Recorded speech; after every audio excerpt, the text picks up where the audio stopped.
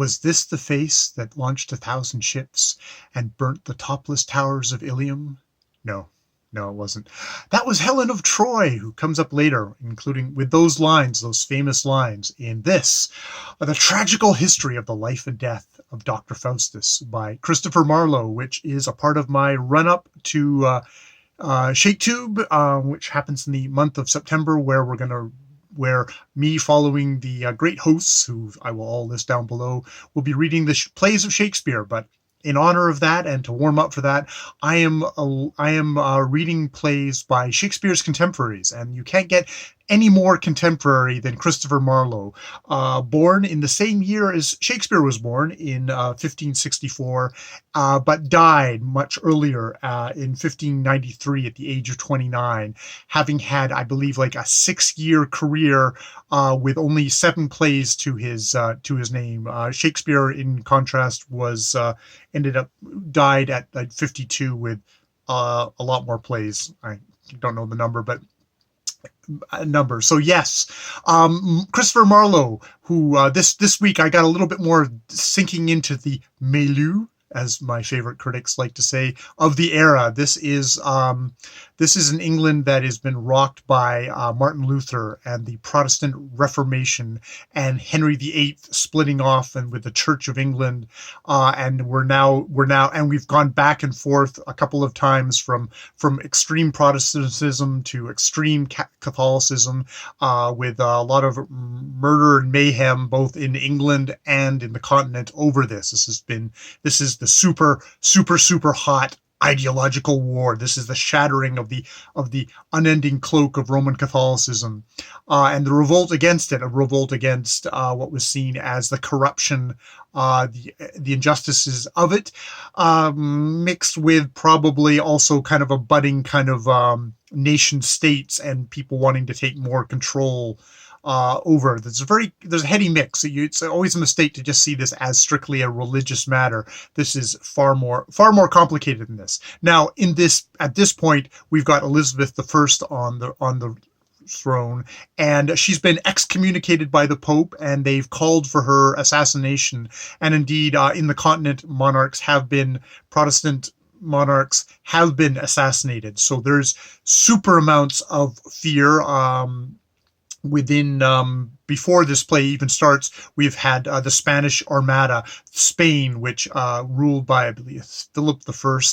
I'm probably going to get all my firsts and seconds done wrong, but Philip I, who is like, this is the superpower. This is like the United States of its time, and they amassed armada to send against the British, which it ends up failing, but we're still in super dire times. The British are the monarchy is probably rightly paranoid, using torture to torture spies and all that, which is where Marlowe comes in. Christopher Marlowe, son of a Canterbury shoemaker, sort of about the same kind of social class as someone like Shakespeare, but unlike Shakespeare, was talent spotted, and it ended up getting a scholarship to Corpus Christi College, Cambridge, for the full run of 6 years.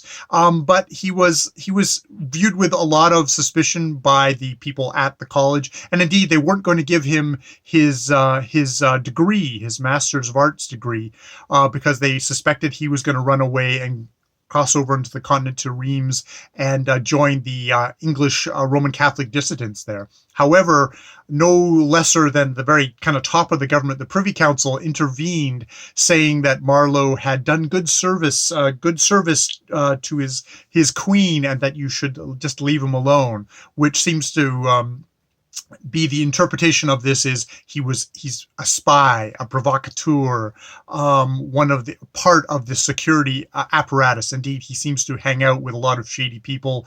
There's other stuff about stuff with monetary kind of fraud and stuff like that, but he's again let free. He seems to have friends in high places and is kept from that, which isn't to say he's not somebody who seems to be like also a real kind of a shit disturber.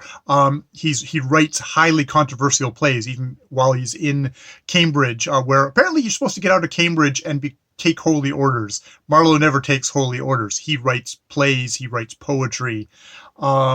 And indeed, he becomes the success. A play like Tamburlaine is like one of these first ones. It's like it actually was so successful. You have a sequel, Tamburlaine 2. And this time it's personal. I don't believe that's the title of it. But so he has this 6-year career, but there's still always this trouble. And indeed, there's a lot of Dutch immigrants because of their Protestant Dutch immigrants into the country because of all the terrible stuff happening on the continent, which the British are also encouraging, and thus encouraging the wrath. It's no kind of neutral, oh, the British are wonderful and the Spanish are terrible. No, there's a lot of backs and forth of Machiavellian stuff. Machiavelli, who is actually a character in one of Marlowe's plays, which shows you exactly how edgy he was for the time. Machiavelli, even at that point, was seen as quite kind of a demonic fellow. But there was a kind of a charge of that there was this libel kind of written on a wall, kind of encouraging violence against these Dutch immigrants, and it was signed Tamburlaine. And as a result, he came under suspicion. They searched his lodgings, which he was sharing with Thomas Kidd, who we talked about last time. And Thomas Kidd, under torture, gave up Marlowe, saying, "Oh no, the stuff that you found in my papers, that stuff that was his, and like he's the atheist and treasonist." And another kind of fellow spy who he seems to have not gotten along with also added to all these charges, saying that he was like into, I think there's a famous quote about him saying like, anyone who's not into tobacco and boys is a fool. Very shady dealings. He does get picked up briefly. He ends up getting paroled, but pretty shortly after that, he is in a private drinking house. The story is that there was an argument over the bill, and the fight ensued, and he was accidentally stabbed just above the eye, 2 inches in, killed him instantly, blade into his brain. The people he was drinking with were spies. They were other members of that state apparatus. So, these seem to be the world he was in. So maybe it was just a simple matter of that, or maybe it was a hit taken out on Marlowe. There's so many controversies. There's so many theories. There's also the theory that, of course, there's also a theory that Marlowe snuck off to the continent and wrote all of Shakespeare's plays for him. But I won't go into that now. I'm just going to be interested in the play as it is. So the play, Dr. Faustus. Faustus was a historical personage who quickly became, he was a Johann George Faustus, sort of birth dates of like 1466 or 1480 to 1541, a traveling alchemist, astrologer, magician of the German Renaissance, someone who was accused of sodomy, a trickster, accused of being in league with the devil, died in an alchemical explosion. And pretty soon after he died, stories began to get collected. There was a chapbook in German published in German, which seemed to get larger with each edition, where more and more stories were added. Some of these being basically just sort of, common folklore stories, but you added Faust's name to it. So sort of this idea of the magician who took on kind of evil stuff and died still a sinner, died still a sinner and got sucked down to hell, kind of this cautionary tale. And indeed, in this chapbook, it's larded with a lot of admonitions to the Christian reader about, you better watch out, you better not be, poking into the unnatural stuff. But also good salacious stuff. So, so that sort of seems to be the source that, at least one source the main source that Christopher Marlowe took for this play, the tragical history of the life and death of Dr. Faustus. Well, it's called Dr. Faustus. Where you have at the beginning of the play, you have Dr. Faust, who seems to he's reached the limits. He's reached the limits of knowledge, and he's dissatisfied. He wants more. He's got this hunger, insatiable thirst for knowledge, and it's like magic. This is the way we're gonna get things. And he embarks on a deal with the devil to get all sorts of powers, and he signs off in his own blood, which congeals apparently supernaturally, stopping up, and the Mephistopheles, who is Lucifer. Mephistopheles is acting as sort of the agent, the Metatron, the voice for Lucifer, the go-between, and indeed he becomes Dr. Faust's slave in this matter, and helps him perform all the magic. Basically, Faust says, "Go do that, what they want, and I take credit for it." But he signs away his soul. He signs away his soul to the devil, even though there's like a good angel and a bad angel appear, saying, "Don't do it, don't do it." It's very much reminds me of cartoons where the good angel and the bad angel on either side, saying like, "No, you don't abjure God," and it's like, "Oh, honor." Fame, honor, great riches, all the kind of the good stuff, all the great knowledge. But this isn't like, he's not doing this to be rich or to kind of get babes. Though there is a babe at the end of the babe of babes at the end of this play. But he's getting this for the knowledge. And indeed, at the beginning, he questions Mephistopheles about about just sort of the questions of the cosmos and stuff like that.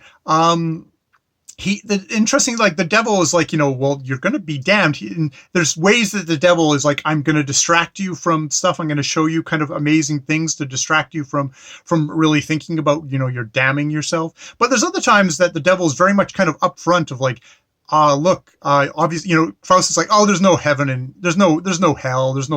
So I don't have to worry about that stuff. And the Mephistopheles is there going, well, aren't I proof of that? I'm a fallen. I'm one of the fallen. The fallen. I live outside of the light of God, and I'm damned because of that. It's like, well, and Mephistopheles says, well, where's hell? It's like, hell's right here. I carry hell with me at all times because I am without the love of God. Which is kind of interesting. That's a very Jean-Paul Sartre, sort of thing of existence. So. It's interesting. The devil is very upfront, very good fellow in this thing. But it's odd because at the beginning of this play, Faust is very much like, oh, I'm gonna do all this stuff. It's like taking the moon from its course and rise, making a bridge from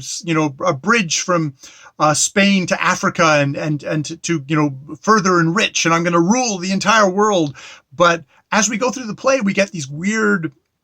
It becomes a bit like there's a kind of like big chunky bit at the beginning, a big chunky bit at the end of him selling his soul to the devil, and then it's for a term of 24 years, and then at the end, it's at the end of the thing when the term comes up, we have that finale. But in between, we have kind of an alternating thing of kind of semi-serious stuff to like kind of weird comedic stuff where we have the servants trying to use the book or summoning Mephistopheles, and then Mephistopheles being pissed off that he got summoned away from far away for these oaths and stuff like that. And it's kind of this weird comedic term, and then we'll go back to more serious. We'll have him we have Faust playing a joke on the Pope, going and visiting the Pope, and the Pope being portrayed as very kind of a corrupt, kind of venal kind of guy, and Faust is kind of plays a joke on him. Or we have Faust visiting the emperor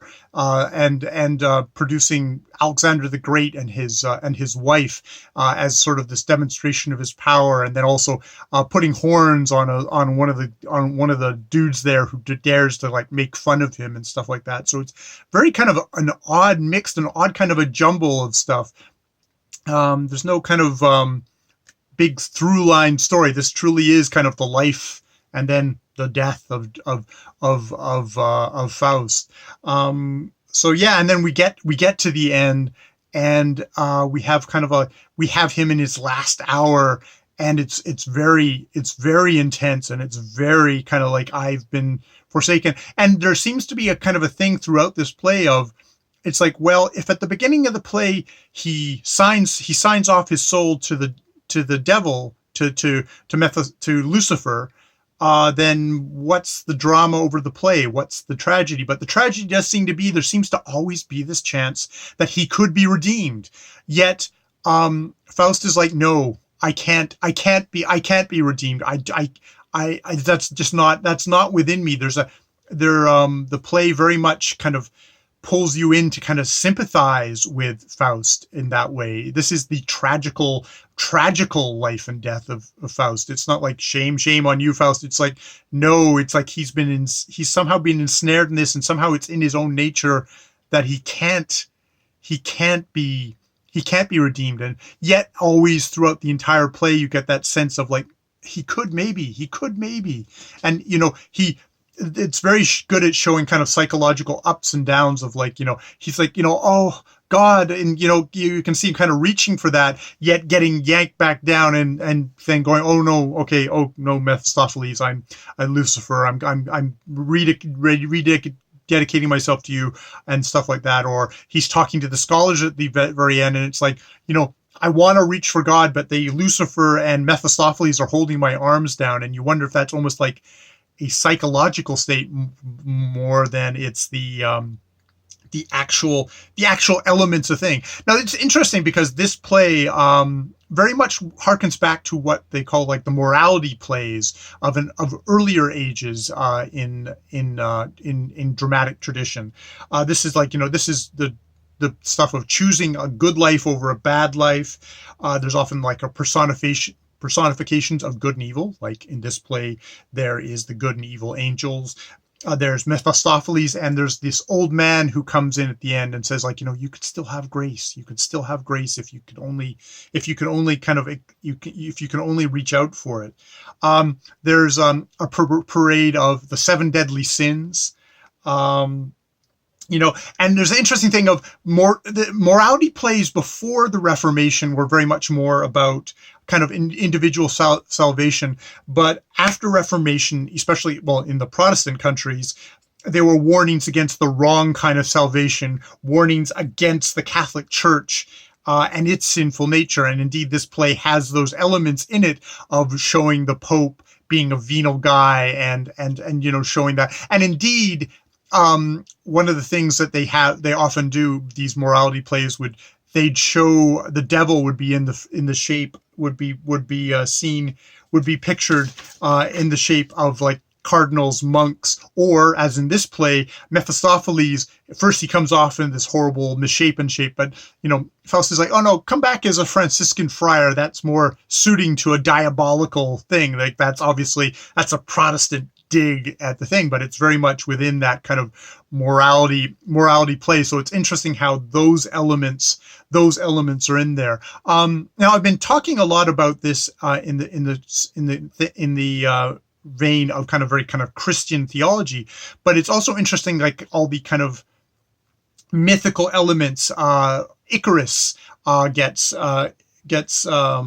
mentioned in this play at the very beginning of kind of the Icarus flying up and heavens conspiring against him to melt his wings. A lot of this I found an interesting video by I'll link it down below, by Wendy Doniger, who did kind of mythic elements, and she noticed how Icarus, when Icarus is flying up, it's not that Icarus is flying up and that's his hubris, but that's the heavens are conspiring to melt his wings. It's like it's heavens doing him down, which is an interesting thing because we get into the very much kind of the subversive elements of this play. Like, is this a play that is necessarily against someone like John Faust, who is can be seen as kind of the Renaissance scientist? In some ways, science and magic can be seen as equals. Like alchemy, like we have a tendency to talk about what becomes science we call science, but what didn't work we call magic. So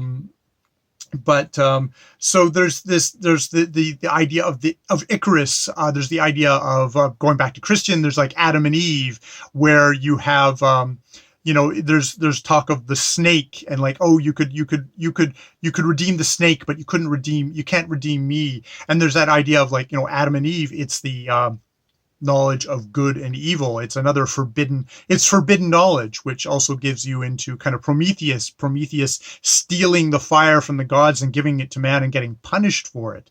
So these are all not necessarily negative things. And it's like one of these ideas of like, is Faust an evil character? He's not selling his soul for what is this? He's not, this isn't a story about selling his soul, but a story about insatiable curiosity and going beyond what the limits are, what are set as the limits, and should the limits be set this way, I guess, that idea.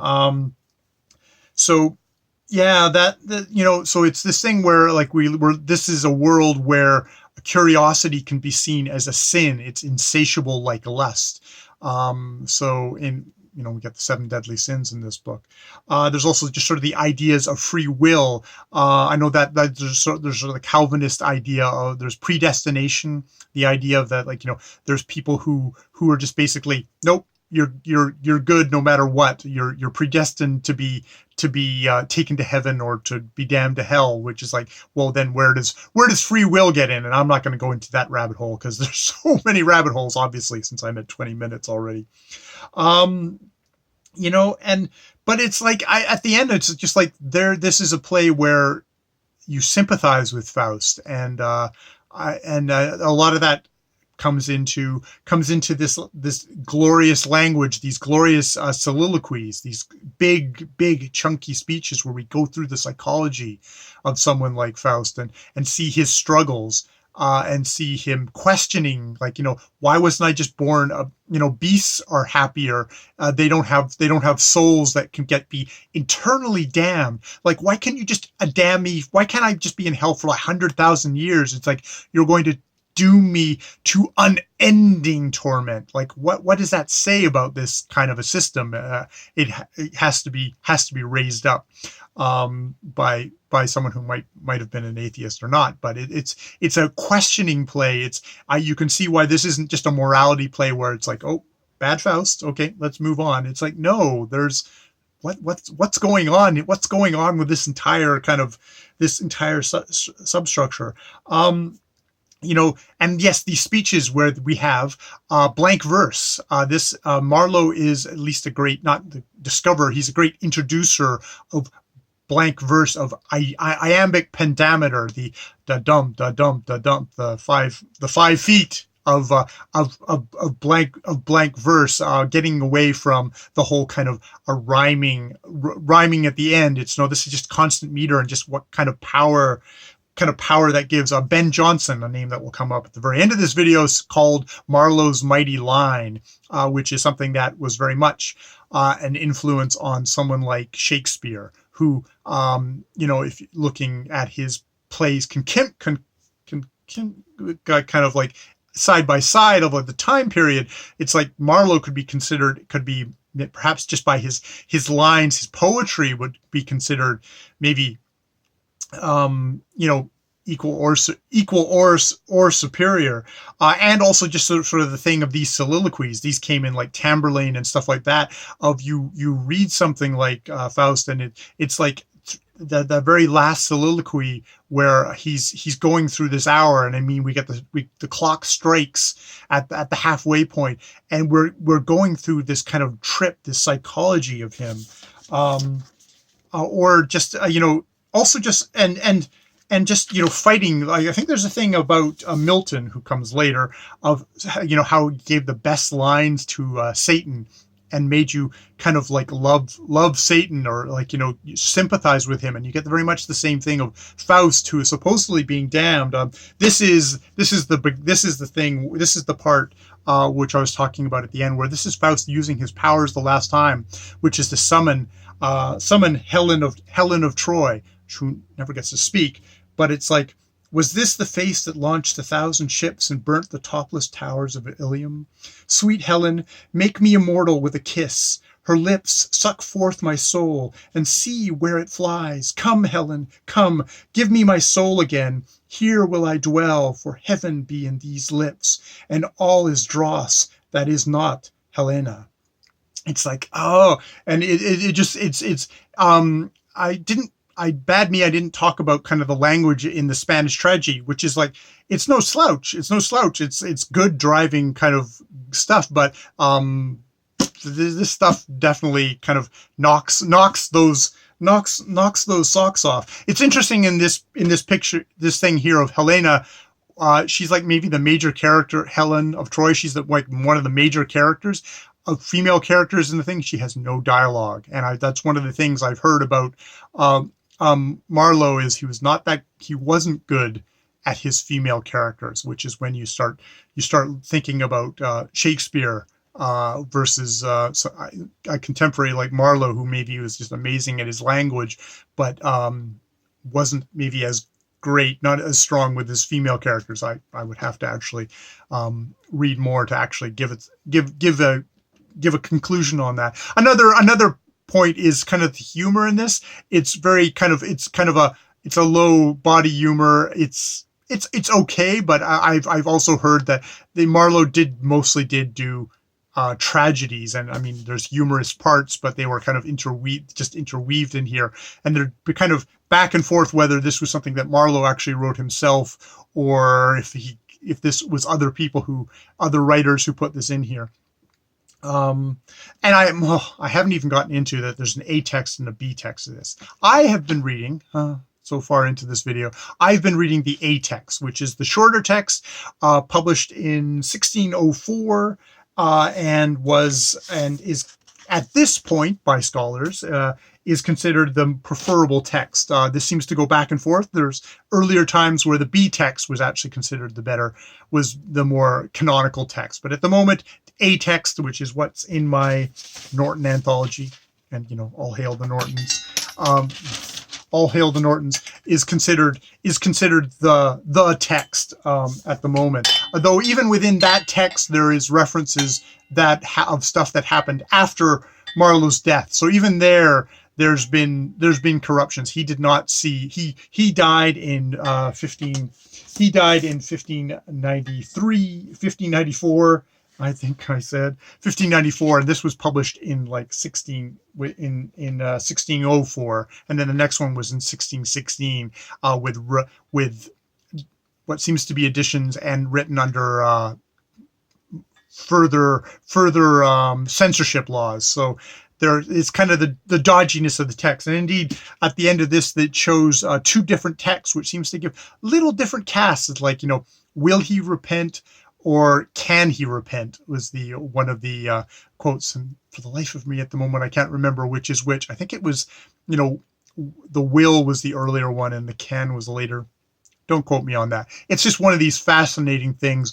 I listened to a scholar describe this play as like a bombed cathedral. It's like it's a masterwork, but it's also kind of, it's in shambles and it's been kind of pieced back together, but it's also considered like one of Marlowe's masterpieces, which is kind of, it's an interesting thing in itself. So yeah, I think that's all I have to say as I'm coming up to the half an hour mark on this play, other than I feel like I've gotten more context at the time, especially with kind of the Protestant and Roman Catholic stuff. With just how kind of murky of a time. Everyone's walking around with daggers, and violence could break out at any moment, and indeed it seems to. This is not in the plays, but actually in these people in actual life. Everyone's walking around armed. And I mean, it's knives, but just imagine you walked into a room and someone lost their temper. It's like everyone has a knife, which is, the Canadian seems very, very odd. I mean, I'll leave it to other people out there. I'm sorry for all the other people out there who have to suffer through having well-armed people all around them all the time. So, to return to Marlowe's mighty line, I quote from Ben Jonson, who is considered the second only to Shakespeare within the reign of James I, because that neatly excises Marlowe, who died within the reign of Elizabeth I, as one of the finest dramatists of his time. That is who we're doing next week. Ben Jonson doing Volpone, or The Fox. This was first produced in 1605 to 1606 and is from my Wikipedia scholarship, a merciless satire of greed and lust, and it remains Jonson's most performed play and is ranked amongst the finest Jacobean-era comedies. That's what I'll be doing next week. I hope this half an hour of babbling won't scare you off and you'll join me again. If not, please do check out